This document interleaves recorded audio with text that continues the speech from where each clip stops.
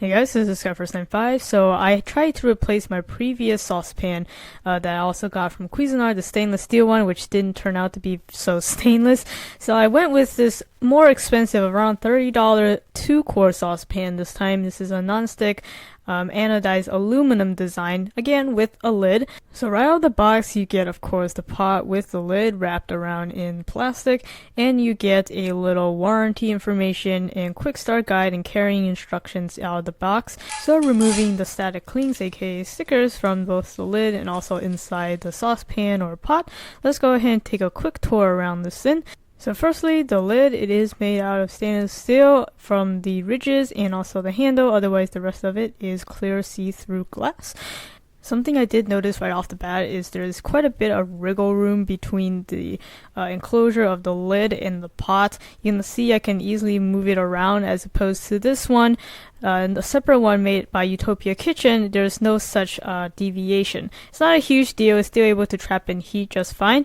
However, from such a well-known brand like Cuisinart and at a $30 price tag, I would have expected a little bit more precision.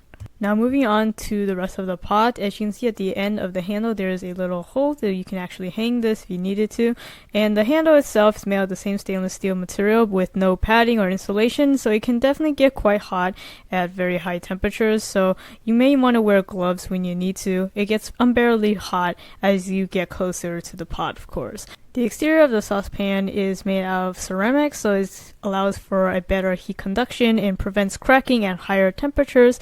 This also means that water is able to boil much quicker than, say, something that did not have such a ceramic coating. The inside of the saucepan is this anodized non-stick aluminum. A bit more information on the effectiveness of that a little later in the video, but as you can see also on the inside of the pot there's a little bit of tick marks for measurement.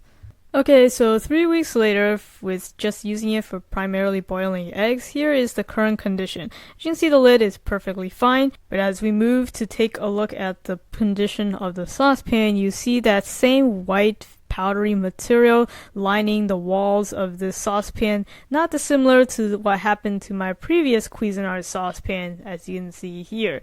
In full disclosure, I definitely don't have anything against the brand Cuisinart, and I didn't use the rough side of the sponge or anything. I took care of as I would with any non-stick interior, and I would always wash it right after I use it, so this is like no excuse to happen to something that's only a couple weeks old. Now I do realize that the water coming out of the pipes of my home is considered hard water and also has quite a few minerals in it that definitely could deposit on rougher surfaces, but my combat to that is we have another pot that we use all the time, again using with the same water too, and there is no sign of this white residue on this pot.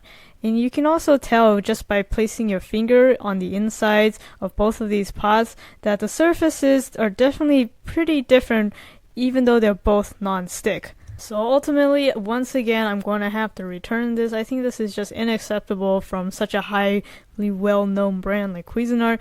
I'm going to go ahead and give a shot to the Utopia Kitchen, which is the brand of this other pot that we have, and then I'll give you guys an update and another review on that once I order it. Thank you for watching this video. If you found it helpful, please give it a like, it'd be greatly appreciated, and make sure to subscribe to my channel Skyfirst95 if you haven't already to get more content like this. Or if you're watching this on Amazon, head over to my channel URL right here, or just search it up on YouTube Skyfirst95. There you'll see a bunch of my product reviews and unboxings. Feel free to browse, or if you want to search for something specific, just hit that search field. That'll do it for this video. This is Skyfirst95. Thanks for watching.